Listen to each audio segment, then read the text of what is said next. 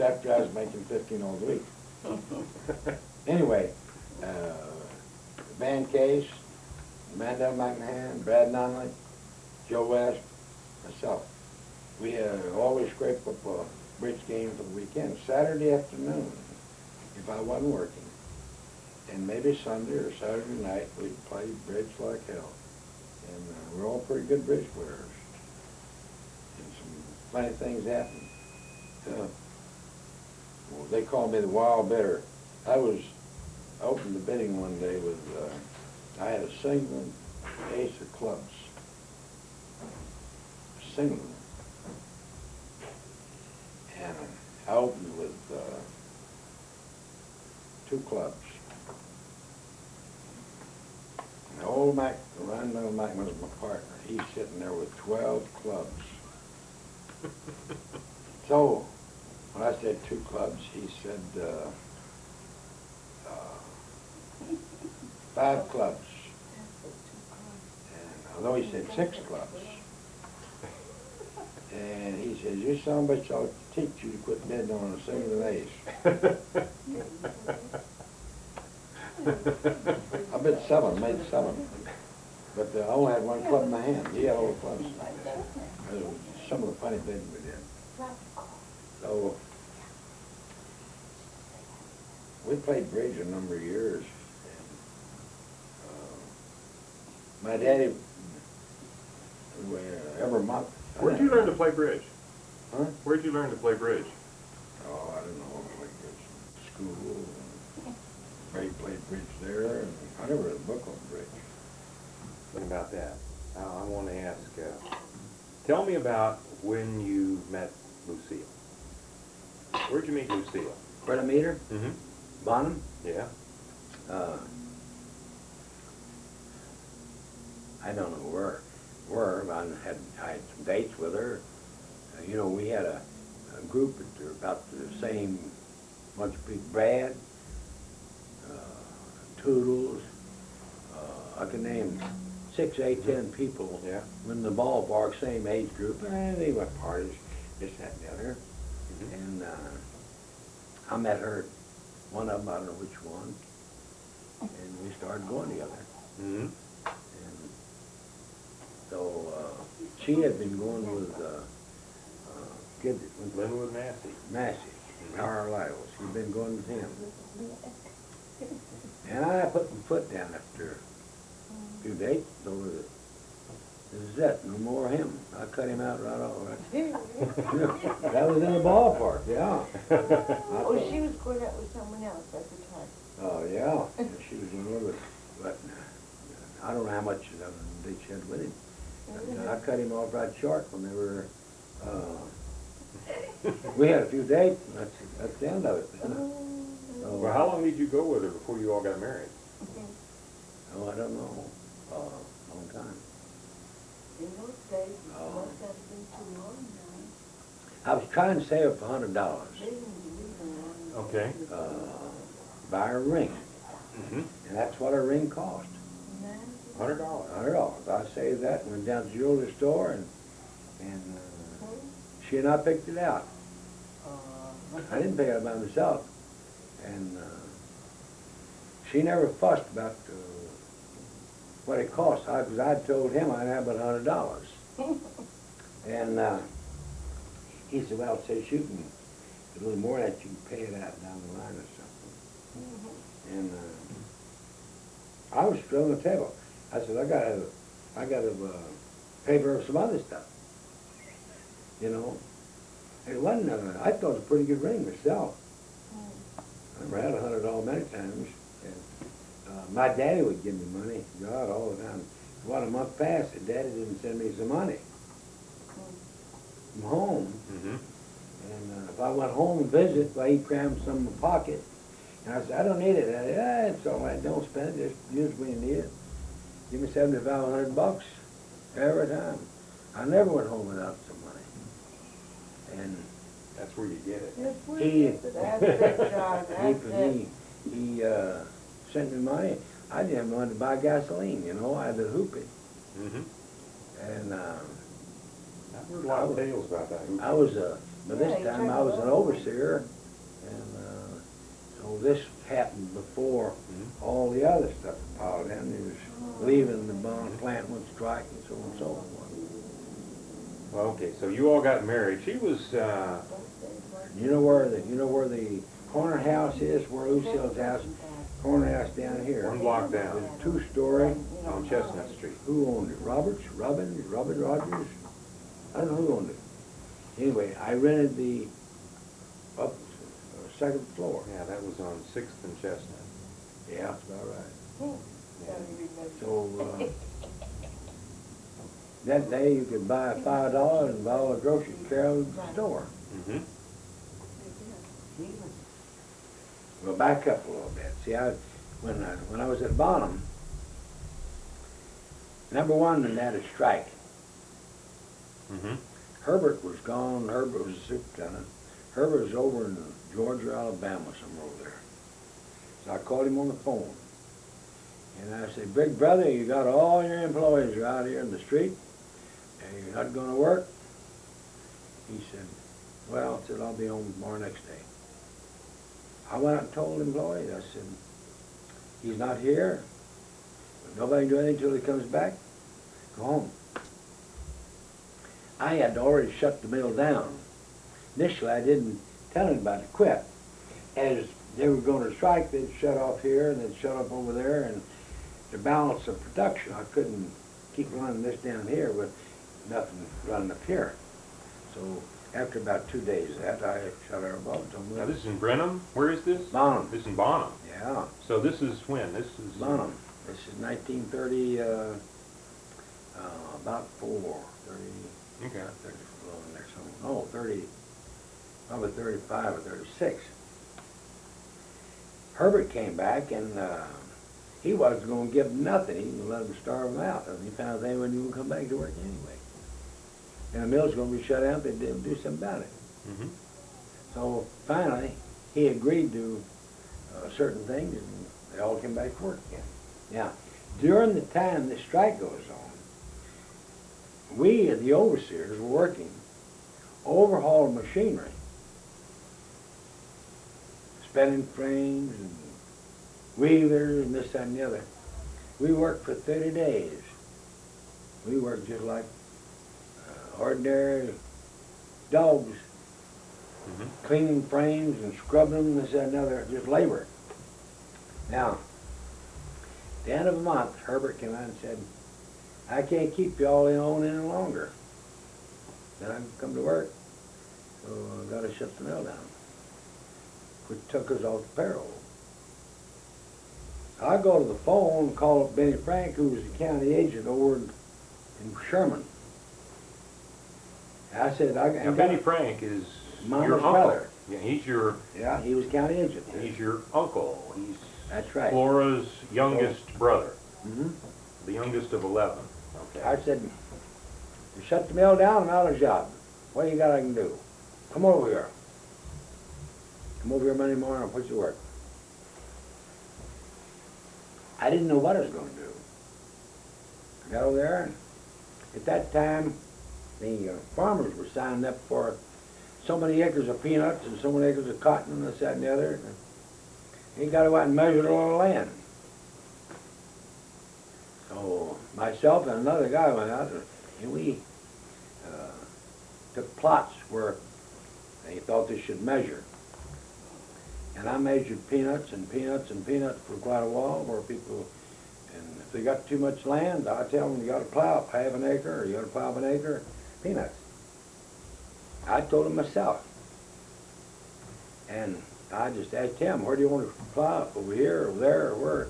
I need this much cut off. So he said, you going to tell Mr. Gray? I said, yeah, I'm going to tell him. What do you think I'm working for? So Benny just called him up. I want to have that plowed up within a week, or within so many days. And I got to go back in and see it's plowed up on another trip, you know. So I'm going all over the county.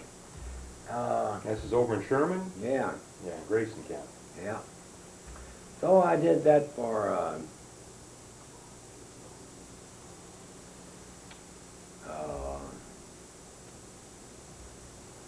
maybe a month and a half.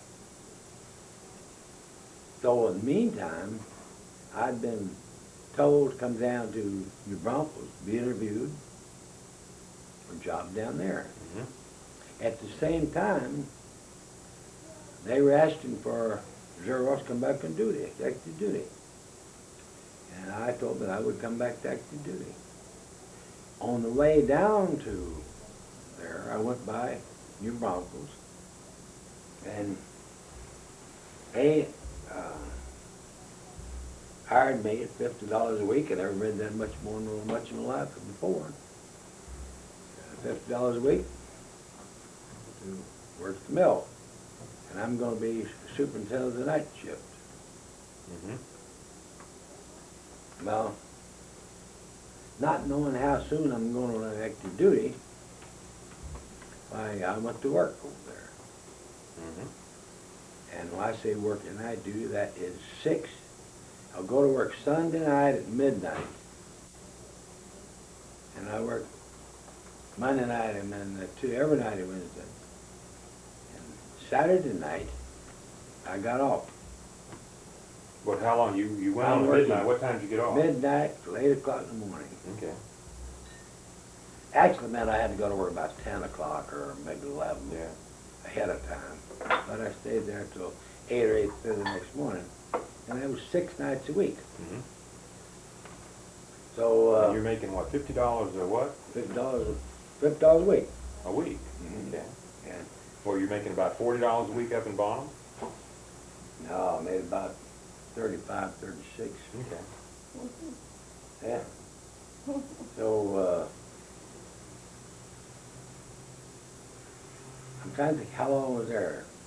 New Braunfels, I was there, I know you were there long enough for me to get born. I was there about, it may seem to me a year and a half or something. And,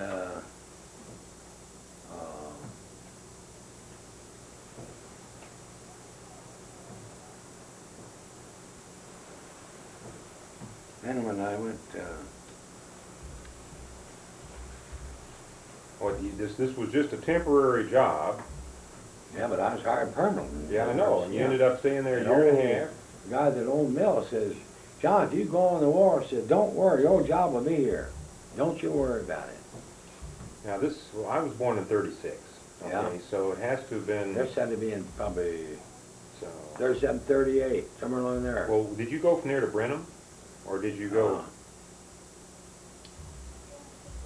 where was Post? all this happened, well, let me think back then. I was Brenham just before it was called active duty.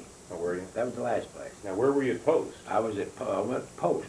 I went from New Braunfels to Post to be superintendent mill. Okay. I was doing assistant superintendent here. I go out there to be superintendent of Post Texas. Yeah. Made guards, sheets, and pillowcases. And then after I'd been there about, well, I had it running. When I got out there, I had about 40% production. Mm-hmm. I don't know how to run. Now, the machinery was in bad shape, everything was terrible. I was there about 8, 10 months, maybe a year. And I had overhauled all the looms, I had none, but I had a team going to fix and scrape the spinning machines, everything else. I was running 94% production. Mm-hmm. And I had trouble with the old man. He'd go in and see the mill running so good. Everything looks good, spinners are easy, machines are running. And next thing he thought about, he went to the spinner room, told the overseer, said, take out a tooth and twist. Excuse me. That's how much twist you put in the yarn. Mm-hmm. Well, I didn't know this. I came through the plant there, and everything's balled up, cotton is everywhere, and there, they got the machines, a lot of them cut off, and they come complaining to me, and I said, what's going on? So the spinner, the overseer told me, said, the old man told me to take a twist. I said, God damn it, you don't take orders from him.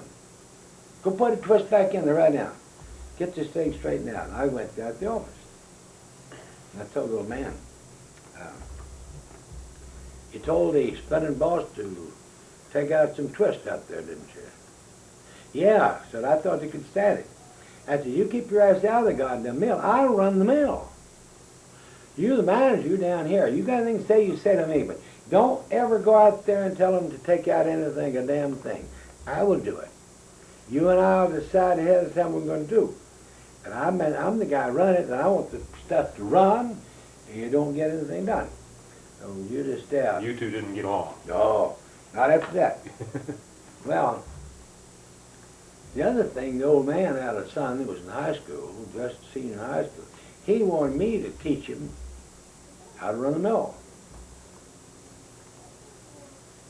Well, I didn't say I wouldn't, but at the same time, his idea, of course, was to work his son to be superintendent down the line without no education, nothing else, see.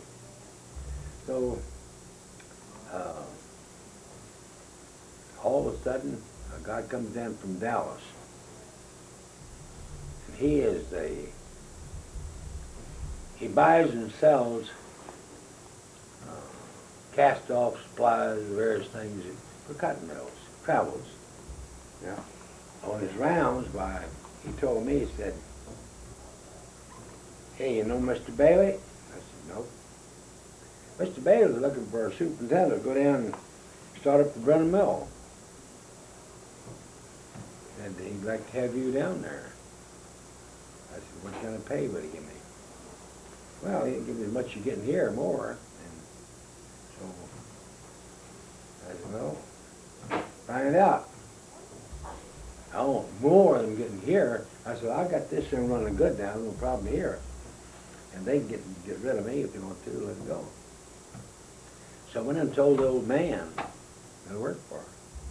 If Mr. Bailey wanted to talk to me about taking over the Brennan Mill, he said, I'll go with you 100%. So with me, perfect. Said, I hope you do well with it. Well, I haven't been hired yet, but I got to go find out. So I drove to Dallas. Mm-hmm. I didn't know Mr. Bailey from Adam Eve, but I knew that he owned a hell of a big place up there. So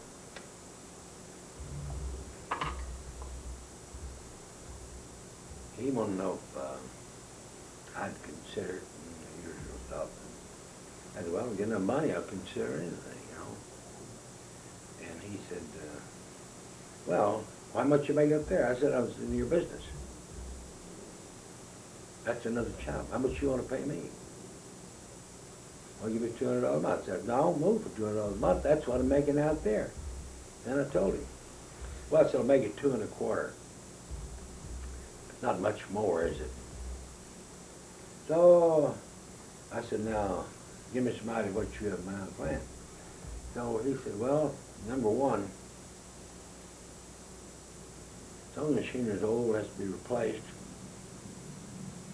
And he really didn't know everything's wrong. I didn't know till I got down there. I finally decided to go down there. So I went through and checked the mill out first. I found 400-watt power lines that were laying across water tank in the basement. Well, nothing more pitiful than this. Who did it? I don't know what. So I said, well, the first thing we need is an electrician. And I got to have he said, I'm a good electrician. Well, it happened that one of Gilbert's schoolmates that went to TCU was probably as good an electrician you ever run in your life. He was in Bonham. And I knew him. And he always rode around with his pants just hanging on his ass, below the crack of his butt. Shirt tail was hanging out, and he's just a filthy, dirty looking thing with pockets, everything full of tools and so forth. That's the way he went around all the time. So, But he knew electrical. he knew it. Well, the end product was he was hired, not by me, but Mr. Bailey to come down and do the electrical work. So he came down there, and he and I got together, and we went through the mill, and he decided what we had to have. Among it was a lot of conduit. We had to put a lot of conduit up. We had to take a couple wires here, and change this, and box it, and so on. And we went to work doing it. Now, he worked down there I'm gonna say he was there 5 or 6 months. He and I were working 7 days a week, day and night. Many times I'd get home till 11, 12, 1 o'clock. Then he'd stop for supper. We'd eat a dinner or supper, one or the other. And we completely rewired the mill. I learned to bend conduit around the corners, up to here, there, and yonder, as good as anybody. Well, you got it running. Well, we didn't get running. Then we'd put spinning, we had put some winders in. And I found that then the spinning frames are made for 15, 16 cotton, not shorter. If you got any wider, it cut it off because it's stretched more than you can. So nothing, you couldn't put a cotton shorter than 15, 16. So they hired, when they got it down to where it was about ready to get it going, they hired Basil. Basil Gibson. He come down to he's going to be the manager, and I was going to the mill, and he's going to do the manager part. Yeah. Manager include buying the cotton, selling the goods. Okay? Well, I told Basil, got that 15, 16 cotton, don't bring a bunch of crap. But Basil trying to save some on the cotton. What do you do? Buy some half and half, 5/8 and so forth. Run it in there. And I refused to run it. I run some of it and got it all, but you make more waste to do cloth. Yeah. So, basically I couldn't get it settled. He basically didn't know that, he couldn't understand why I couldn't run shorter cotton. I took him out and tried to show him how you set the rows. You can't put them in closer. And if they're made this way, that's as close as they can get. If you want it closer, you got to get some new ones. They would take shorter cotton. Well, I get on the phone and call Mr. Bailey up in Dallas. And I said, now I'd already had the mill running, but it wasn't good because crop cotton coming there. So I called Mr. Bailey in Dallas. I said, Mr. Bailey, Basil's trying to buy some 5/8 and a half cotton. This mill will not run 5/8 cotton. And it's too short. He said, well, you can run some of it. I said, all you're doing is making more waste. You want good cloth, or you want a bunch of waste products. That's what you're going to get. And I could make them work one bale in there out of over 10 or something, but not more than that. He said, I better come down there. So he came down there. I took him out and where else where the cotton was. I pulled some samples of it, how long ago it was. I said, I can't run it. The mill will not produce it. So he said, John, what happened to have a war? I said, I don't know. What do you mean? He said, aren't you a reserve officer? Wouldn't they call you in? And I said, I probably would. He said, you know, I couldn't hold your job for you if you was going to war. I said, Mr. Bailey, if I go fight your fucking war, and you can't hold this pussy-ass job for me, you can take it and stuff it up your ass right now. He said, I don't mean that. I said, I mean it. Mr. Bailey, I'll be here 30 days from now. You have somebody down around it because I am leaving. And I left. 30 days. I stayed 30 days and left. Now, all I had to do to go and act to you is call them, tell them, and I can go. Yeah. I left Brenham then with San Antonio. I probably carried back home and left you there and Joe there, Lucille there till we got straightened out or something, but anyway, it was like duty. So, not once, but many times after that, Mr. Bailey told Mrs. Hackley, Miss Thompson, who was over and bought hats and everything else from over there, told him and then said, tell John I'd like to talk to him. He didn't even know I was like to do to him. He wanted me to come back. And I told her, I said, I'll never work so much again. She didn't. And Nanny always says, well, what she's thinking about is getting me close to her and where she could see you and Lucille. Did Mr. Bailey own the bottom mill too? Yeah, he owns that too. Okay. And so, anyway, and when went active duty, and Well, tell me about why you stayed with your reserve commission. You kept your reserve up for about 8 years or so. yeah, I took correspondence courses Did you? that I was supposed to take for certain years, Mhm. lieutenant to first lieutenant to captain. And wasn't promoted to captain, but I was due to one on one active duty, and I stayed 1 year. And Ike, President Eisenhower, then chief staff of Corps, Corps of what? an Army Corps. But that was in 56. We were, see, at the time we were in San Antonio, and John, it was not Ike. Ike was in 56. honey, it was Eisenhower was chief of staff in the Army, Oh, I see. the Corps headquarters, Okay. This would of be about, which the division, our division was stationed in Fort Sam Houston. so this would be about, what, 39? When did you go on active 41. duty? When did- 1940, That's when you got called back on active duty. it's about right, 40. Now, what were you, After I'd been on active duty about a year in San Antonio. And I was recommended the captain, all the regulations, everything was right. And the division sent to Corps, and Corps sent it in. The time it got up there, it changed the regulation, and it sent it back again. Got it changed a little bit. So it went in 3 times, the same thing. Every time it comes back, new regulation on it. So I was just teed off because I wasn't getting promoted. So I didn't go to division, I went to Corps, and went in Ike's office. And at that time, I was a reserve officer. Different status to regular officers. And I told Ike that, I says, you know, 3 times my recommendation been in to get promoted. It's proved by the division all the way. And he said, it's beyond me to know how somebody up there can't run this thing through with all this malarkey, send it back down again. And I said, I am just so pissed off, I don't care whether come or go. And Ike was very sincere. He said, I don't blame you.